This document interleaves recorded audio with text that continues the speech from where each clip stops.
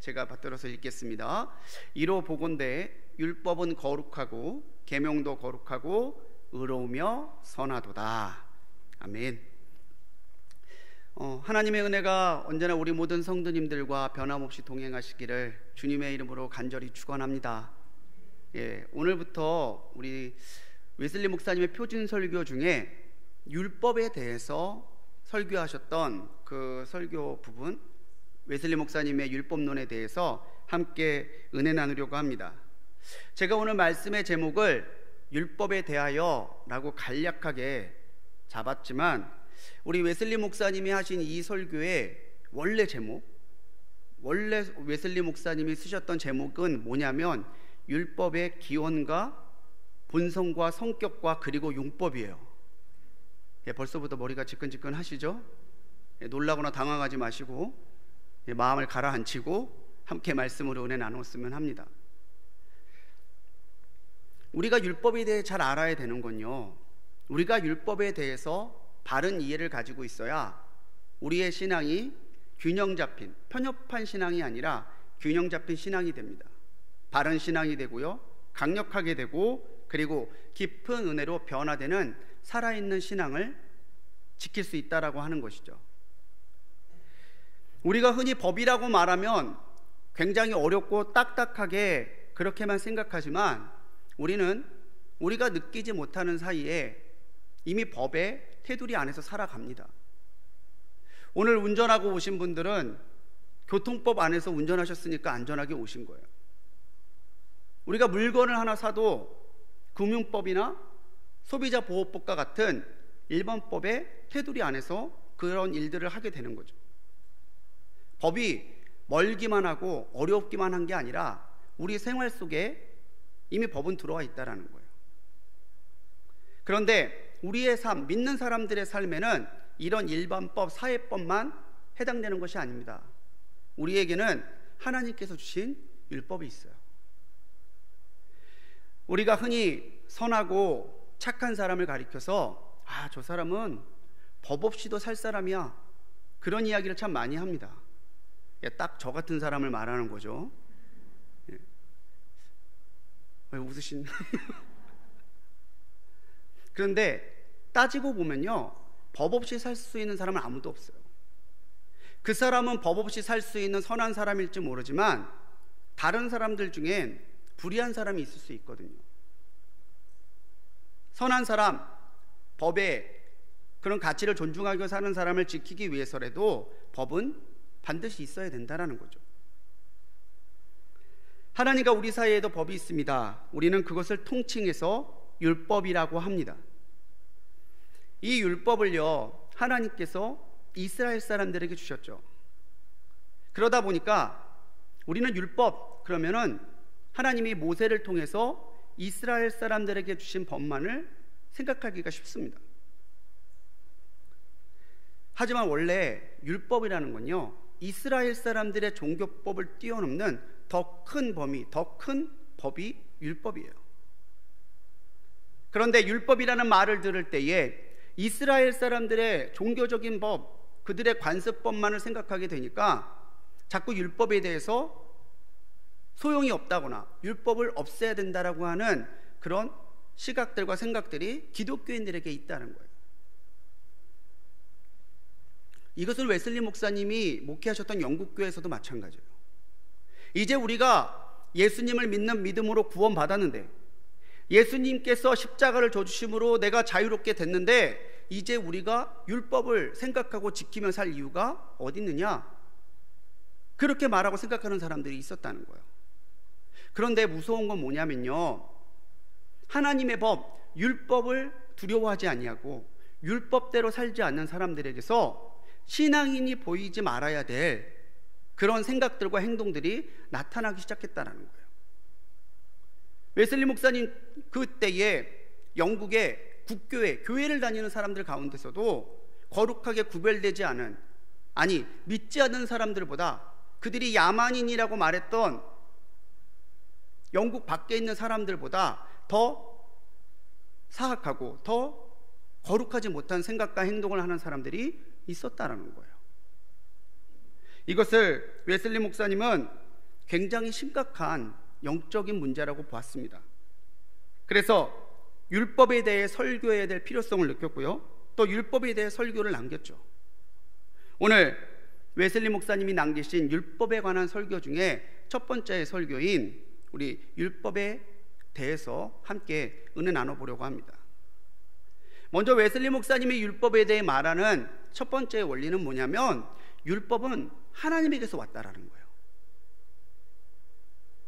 이 율법이 분명하게 이스라엘 백성들에게 주어질 때에 하나님의 산 호렙, 신의 산이라고도 하는데, 거기에서 모세와 교제하는 가운데 하나님께서 왜 이스라엘 백성들을 분명한 목적을 가지고 애굽에서 이끌어내셨는지 자기의 의도와 뜻을 말씀하시면서, 너희들이 거룩하게 구별된 백성이라면 나와 교제함에 있어 이렇게 살아야 된다, 그렇게 주신 게 율법이에요. 오늘 우리가 율법이 하나님께로부터 왔다는 이 사실을 기억하는 것은요, 굉장히 중요한 의미가 있어요.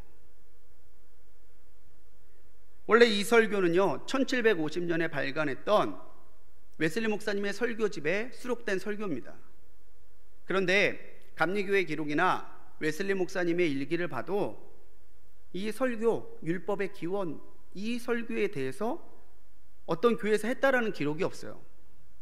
그래서 감리교학자들은 이 설교가 예배 때에 선포되는 목적을 위해서 기록된 설교가 아니라 감리교인들에게 성경의 바른 지식과 신앙의 바른 이해를 위해서 웨슬리 목사님이 교육적인 목적에서 작성한 설교일 것이다라고 추정하는 그런 얘기들이 다수입니다. 저는 더 두렵더라고요. 웨슬리 목사님도 하시지 않으셨던 설교를 제가 해야 되니까. 근데 왜 굳이 율법에 대해서 웨슬리 목사님은 분명하게 표준 설교에 집어넣고 계실까? 오늘 말하는 율법이 형법이나 민법, 이런 세상법이나 유대의 종교법과는 다른 하나님께서 세우신 법을 말한다는 것을 먼저 전제로 합니다. 그러니까 우리가 말하는 율법은 구약에서 말하는 그런 종교법이 아니라 하나님께서 창조 때부터 세워서 이끌어 오셨던 법, 자연법, 도덕법을 이야기하는 거예요. 저는 그래서 도덕법, 자연법이라는 말보다는 하나님의 섭리라는 말로 표현하고 싶어요. 하나님께서 세상을 창조하시고 세상을 움직여 가시는 그 거룩한 원리, 섭리가 담겨있는 법이 바로 율법이라는 거죠. 이스라엘 사람들 한 민족의 법만이 아니라 모든 인류를 향하여 하나님께서 제정하시고 베푸신 법이 율법입니다. 그러니까 우리가 그것부터 전제하고 이 말씀을 함께 나눠야지 웨슬리 목사님이 하시는 말씀이 이해가 가요.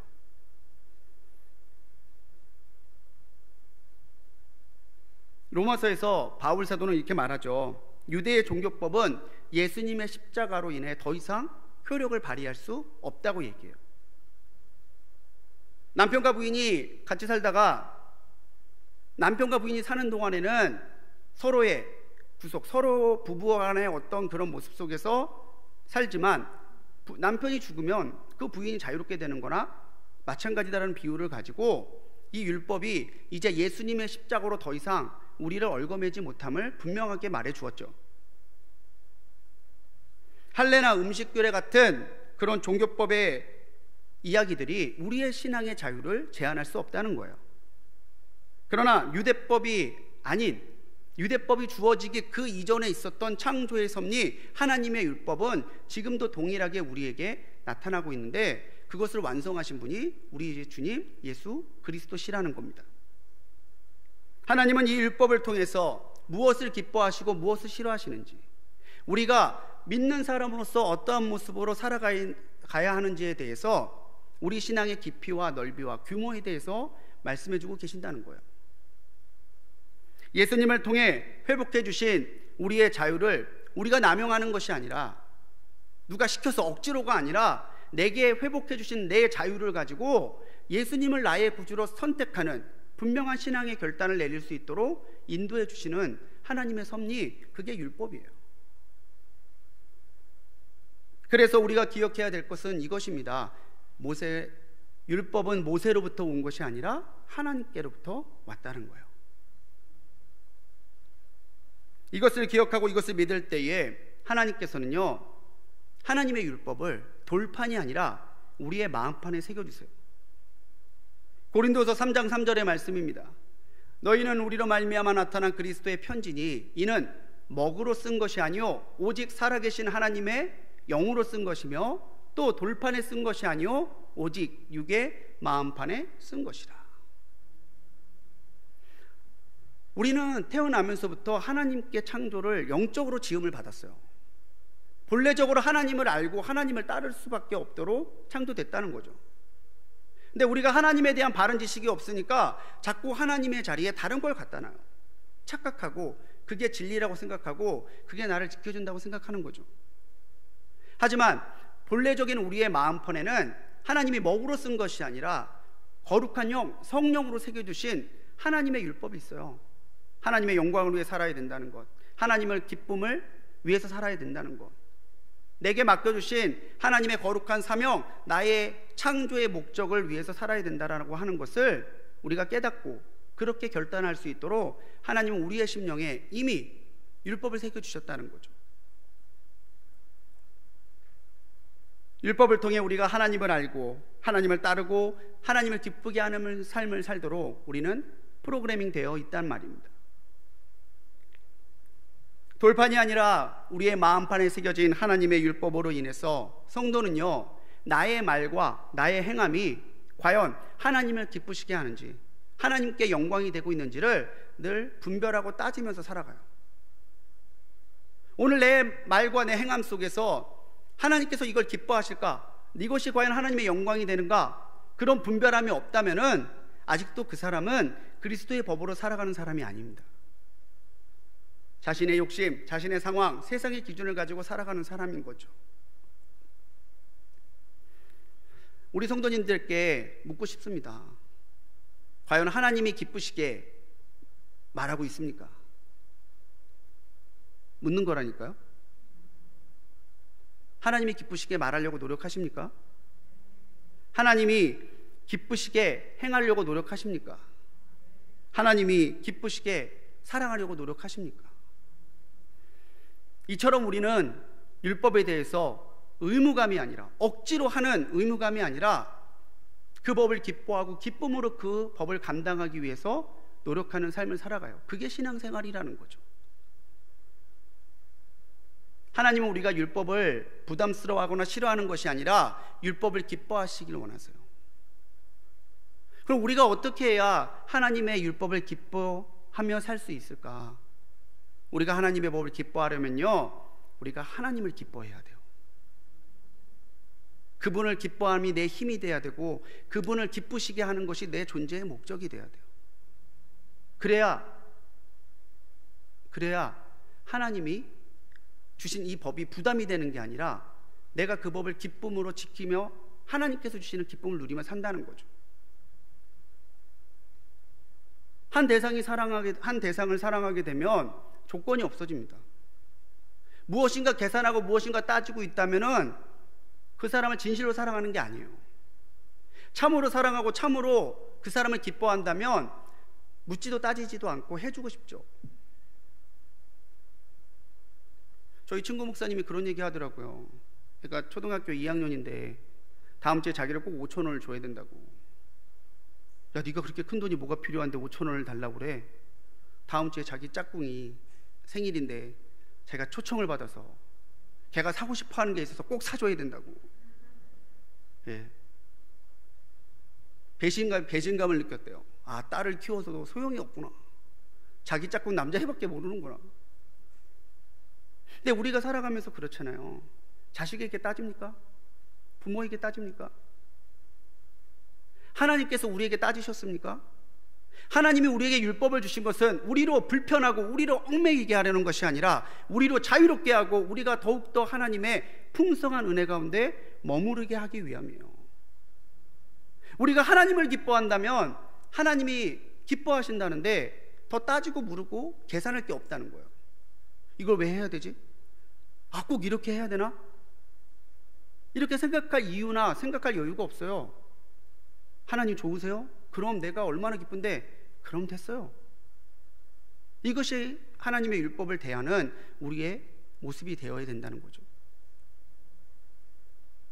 시편 119편 97절에서 시편의 기자는 노래합니다. 내가 주의 법을 어찌 그리 사랑하는지요, 내가 그것을 종일 작은 소리로 읊조리나이다. 읊조리나이다. 생각하고 묵상하고 과연 그러한가 상고하고 그런 삶을 산다는 거예요. 하나님의 법이 내게 부담이 되고 힘든 게 아니라 하나님의 법이 내게 기쁨이 되고 내가 그 법을 사랑한다라고 고백하는 거죠. 여러분들은 율법을 사랑하십니까? 하나님의 말씀을 사랑하십니까? 하나님의 말씀으로 하나님이 기뻐하시는 것을 그리며 살아가고 계십니까? 먼저 이런 시각과 생각을 가져야 하나님의 법이 무거운 짐이 아니라 우리가 기쁨으로 따르는 은혜가 될 줄로 믿습니다. 율법이 하나님께로부터 왔다는 말을 통해서 웨슬리 목사님은 율법의 기원이 하나님이라는 것을 분명하게 밝혔죠. 이어서 율법의 본성과 성격에 대해서 웨슬리 목사님은 말합니다. 한마디로 율법은요, 하나님을 보여주는 거라는 거예요. 하나님을 보여주는 거. 우리가 일평생 하나님을 알고 싶고 보고 싶고 찾아가도 하나님 모습에, 하나님의 성품과 하나님의 은혜에 정말 만분의 일도 경험하지 못하고 우리의 삶을 마감하며 살아가요. 그게 우리의 연약성이죠. 그런데 하나님은 더 보여주길 원하시고 하나님은 더 자신을 드러내서 우리가 하나님과 더 친밀한 삶을 살기를 원하세요. 어떻게 하면 이 사람들이, 어떻게 하면 내가 사랑하는 이 사람들이 나와 더 가까워질 수 있을까? 하나님의 그 뜻이 담겨있는 결과물이 율법이라는 거예요. 그래서 율법은 우리에게 하나님을 보여주는 거울이 된다는 거죠. 첫째로 율법이 보여주는 하나님은 거룩하신 하나님이에요. 법을 지키면 의롭지만 법을 지키지 않으면 불의하죠. 하나님의 율법을 지키면 하나님의 의로움, 거룩한 성도가 되지만 하나님의 율법을 떠나면은 경건하지 못하는 사람이 되는 거죠. 율법은 거룩하신 하나님과 우리가 어떻게 교제해야 되는지에 대해서 분명하게 말해줍니다.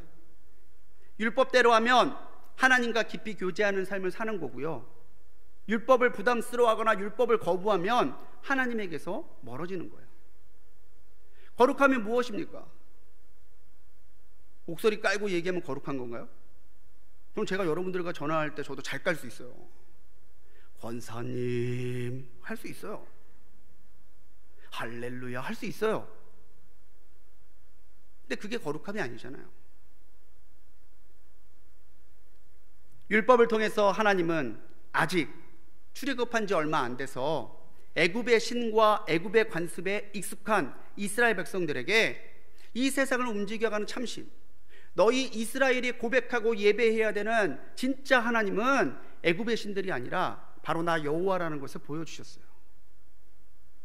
오늘 우리가 율법을 대할 때에 우리가 부담이나 의무감을 갖기를 원하시는 것이 아니라 우리가 하나님의 법을 기뻐하고 지켜감으로 우리가 하나님의 거룩함을 닮아가기를 하나님은 원하신다는 거예요. 예수님께서 이 법을 사랑으로 완성하셨죠. 예수님을 통해 주신 이 사랑의 법을 통해서도 하나님은 우리가 거룩하신 하나님의 성품에 참여하며 오늘 우리의 삶 가운데 그리스도의 향기가 나는, 주님의 거룩함의 향기가 나타나는 진짜 거룩한 성도가 되기를 원하신다는 거예요. 성도가 뭡니까? 거룩한 무리, 거룩한 백성이 성도예요. 내가 성도라는 이름으로 살아간다면 내게서 하나님의 거룩함이 나타나야 된다는 거죠. 율법이 없다면은 죄가 하나님과 우리 사이의 장애물이라는 것을 모르고 살아가요. 죄를 지으면 점점 하나님께 멀어지고 있다는 것도 모르며 살아가요. 하지만 우리가 율법을 통해서 내 자신과 세상을 보기 시작하면 하나님께 나가는 길에 장애물이 무엇인지를 바로 볼 수 있게 됩니다. 하나님과 우리 사이를 가로막는 장애물, 그건요, 죄예요. 하나님과 우리를 막을 수 없습니다. 그리스도의 사랑에서 그 무엇도 우리를 끊을 수 없지만 우리가 하나님의 사랑으로, 그리스도의 사랑으로 나갈 때에 우리의 발목을 잡는 장애물은요, 죄밖에 없어요. 그래서 사단이 우리를 범죄하게 하는 거예요. 그래야 하나님에게 나갈 수 없으니까. 그래야 하나님이 우리 하나님이 아니라 이 사람과 상관없는 하나님이 되시니까.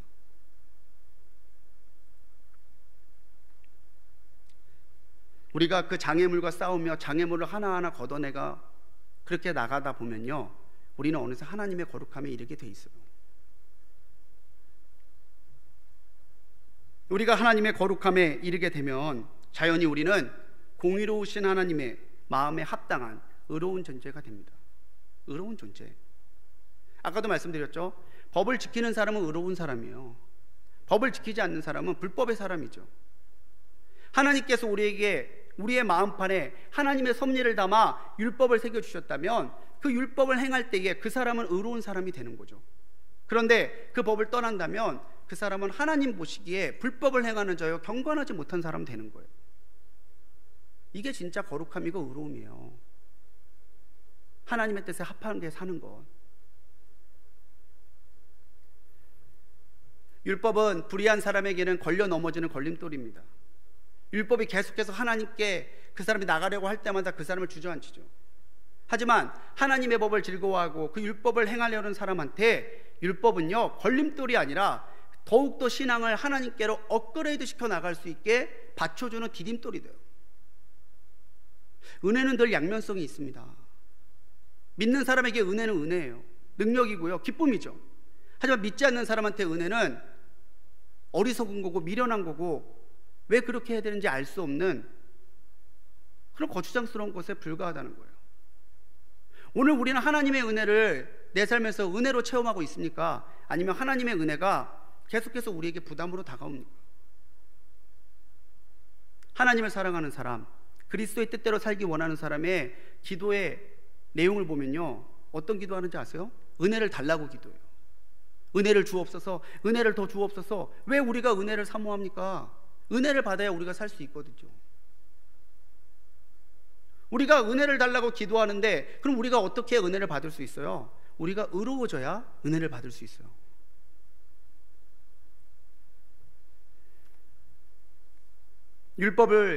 율법은요, 규칙을 지키는 의무감, 행동만을 이야기하는 게 아닙니다.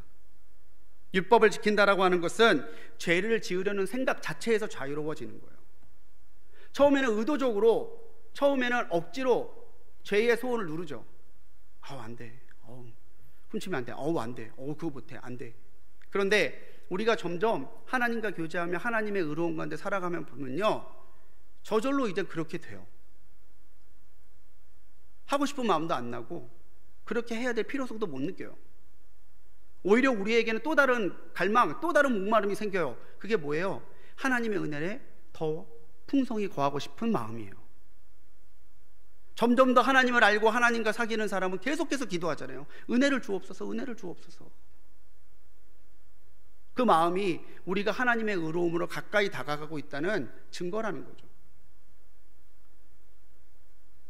죄로 성령을 근심하게 하는 것이 아니라 믿음과 순종으로 주님을 영화롭게 하는 삶, 그 사람이 예수님의, 하나님의 의로움을 지켜나가는 사람이라고 말할 수 있다는 거예요. 우리는 그리스도의 은혜로 정결해지고 율법으로 거룩해져야 되는 사람들이라는 것을 기억하며 살아가는 우리 성도님들이 되시기 바랍니다. 또한 율법은요, 하나님의 선함을 보여줘요. 하나님의 선하심. 우리가 사랑을 나누며 살기를 원하고 하나님의 은혜를 누리며 살기를 원하시는, 주어도 더 주고 싶어하는 하나님의 선하신 마음이 드러나 있는 것, 그게 율법이라는 거예요. 법은 선한 사람을 지키기 위해서 제정됩니다. 불의를 드러내므로 정의를 지키기 위해 법은 지켜지고 준수되는 거죠. 모두가 똑같이 한 라인을 달리는데 누가 역으로 온다고 생각해 보세요. 생각만 해도 끔찍하죠. 생각만 해도 끔찍하죠. 하나님이 선하십니다. 그렇다면 우리도 하나님처럼 선하게 살아가야 돼요. 도덕적으로 착하게 살라는 뜻이 아닙니다. 하나님의 기준에 합한, 하나님의 기준대로 살아가는 사람이 되어야 된다는 거예요. 그렇기 때문에 바울은요, 율법이 있는 곳에는 죄뿐만 아니라 은혜도 넘친다고 그랬어요. 율법이 들어가면 죄가 보이죠. 이게 죄라는 게 드러나죠. 그러니까 죄가 보이지 않다가 드러나요. 그런데 그 가운데서 이 죄에도 불구하고, 이런 죄를 지은 죄인임에도 불구하고 변함없이 사랑하시고 구원하시는 하나님의 사랑과 능력이 드러나요. 그래서 율법이 있는 곳엔 죄도 있지만 율법이 있는 곳엔 은혜도 넘치는 거예요. 우리는 율법이 보여주는 하나님을 닮아가야 된다는 거죠. 거룩하신 하나님, 의로우신 하나님, 선하신 하나님을 닮아가는 신앙이 되어야 된다는 거예요. 어떤 목사님이 그런 예화를 설교 중에 하시더라고요. 한 대장장이가 여행을 가면서 자기 제자한테 말에 발에 박는 편자를 하나 만들어주고 보여주고 갔대요. 내가 여행 갔다 오는 동안에 너 이 편자대로 똑같이 여러 개의 편자를 만들어 둬라, 이러고 여행을 갔다는 거예요. 스승은 여행을 갔고 제자는 열심히 편자를 만듭니다. 그런데 여행에서 돌아온 스승이 보니까 제자가 만들어 온 편자가 이렇게 똑같이 균일하고 똑같이 예쁜 게 아니라 다 제각기인 거예요. 못의 위치도 다르고 모양도 크기도 다른 거죠. 화가 나가지고 제자를 불러다 다그칩니다.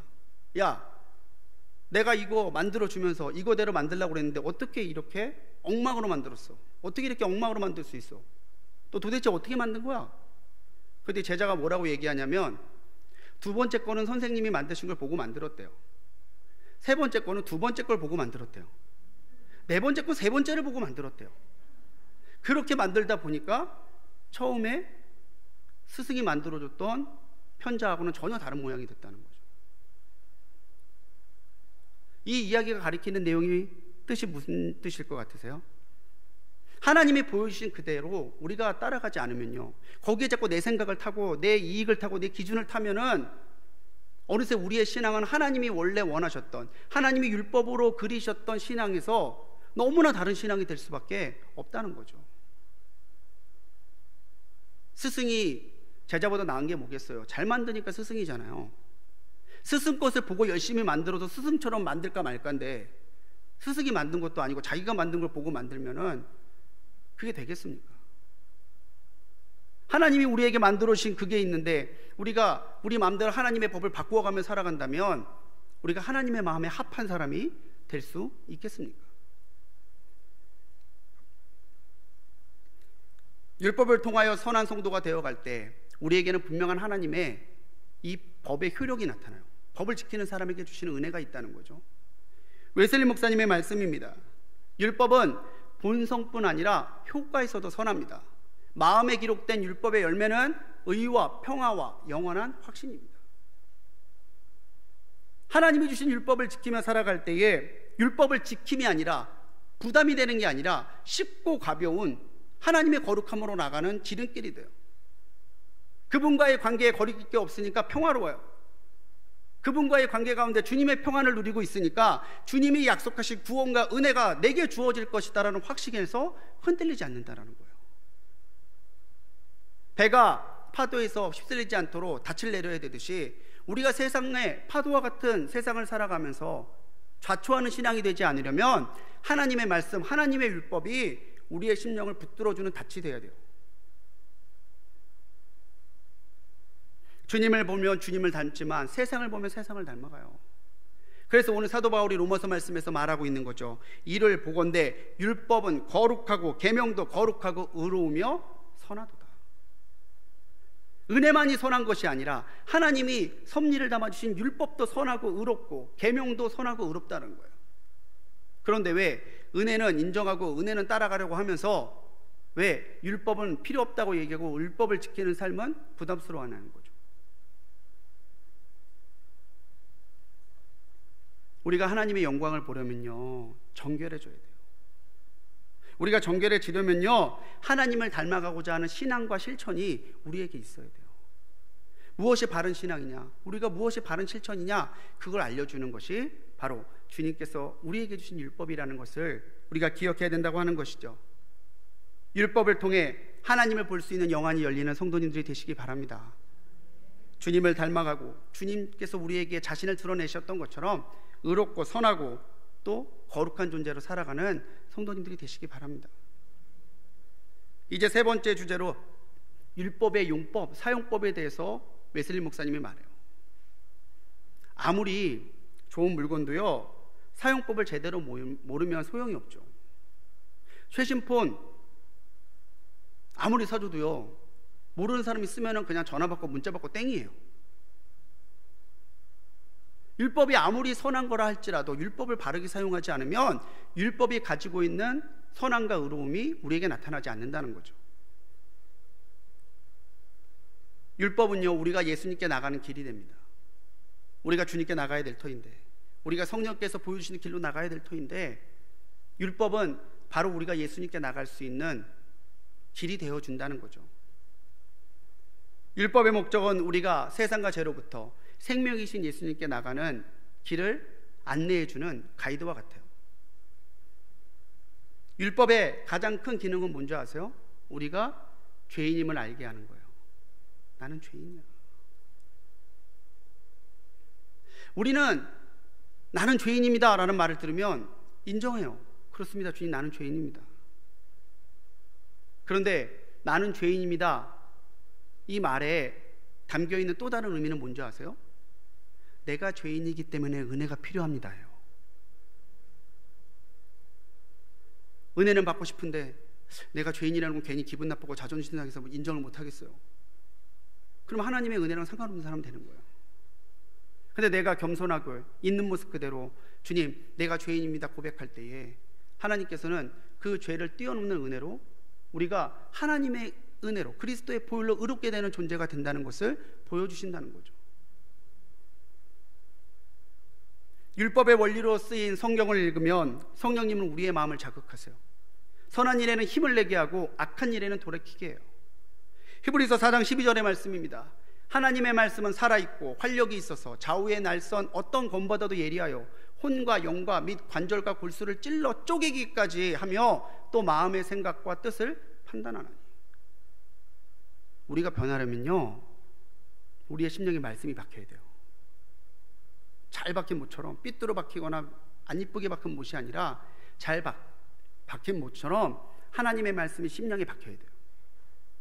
그래야 우리가 바뀌기 시작하고 변화되기 시작한다는 거죠. 성경을 읽는데 아무런 자극이 일어나지 않는다, 굉장히 이상한 겁니다. 말씀을 읽다가 보니 내가 은혜 받았다는 것이 분명해져요. 그럼 기뻐해야 돼요. 말씀을 읽다 보니 내가 하나님으로부터 멀어져 있다는 걸 발견하게 돼요. 그러면 가슴을 치는 애통함이 있어야 돼요. 말씀을 읽었는데 오예, 오늘은 10장 오케이, 이 생각만 든다면, 열심히 읽고 나서 뭔 얘기인지 모르겠네, 이 생각만 든다면은 우리는 정말 말씀에 대한 생각과 태도를 다시 바꿔야 돼요. 과연 그러한가 더 묵상해야 되고, 말씀에 대해 모른다면 배워야 되고, 말씀에 대해 부족하다면 더 읽어야 돼요. 그러다 보면 성령께서 어느 날 빛과 같이 벼락같이 우리의 심령을 때릴 때가 있어요. 말씀으로. 그게 은혜요. 그게 말씀을 받았다고 하는 거예요. 율법에서 한자 율이 무슨 뜻인지 아세요? 율. 법률 율자인데요, 법률 율은 두 인변에 부필자를 씁니다. 왼쪽의 두 인변은요, 사람이 갈 때에 교차되는 다리의 모양을 본떠러서 만든 거예요. 그래서 두 인변은 가다라는 뜻이 있어요. 부필은요, 기록하다라는 뜻이 있습니다. 합치면 뭘까요? 사람이 가야 될 길을, 가야 할 바른 길을 기록한 것, 그게 율이에요. 하나님이 정하신 길을 가는 것, 그게 율입니다. 그래서 죄를 뭐라고 그래요? 하마르티아, 길에서 벗어났다고 얘기해요. 하나님이 정하신 길을 가는 게 율이고요, 하나님을 벗어나는 게, 하나님의 길을 벗어나는 게 죄예요. 이 율이 또 쓰이는 데가 있습니다. 음률, 음악에 쓰여요. 어떤 악기든 악기 연주를 시작할 때는 튜닝을 해요. 음을 맞춰야 된다는 거죠. 피아노도 맞추고요, 기타도 맞춰요. 그래야 독주를 하든 합주를 하든 아름다운 소리, 제대로 된 소리가 나요. 신앙생활이 뭔지 아십니까? 하나님의 뜻에 나를 튜닝하는 시간이에요.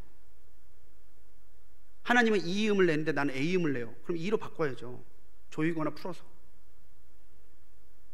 율이라고 하는 이 단어가 담고 있는 의미만 바로 생각해도 하나님의 율법이 우리에게 부담이 되는 짐이 아니라 우리를 하나님께 튜닝하고 우리가 하나님의 바른 길을 갈 수 있도록 인도하는 하나님의 거룩한 내비게이션이라는 것을 알 수 있게 된다는 거예요.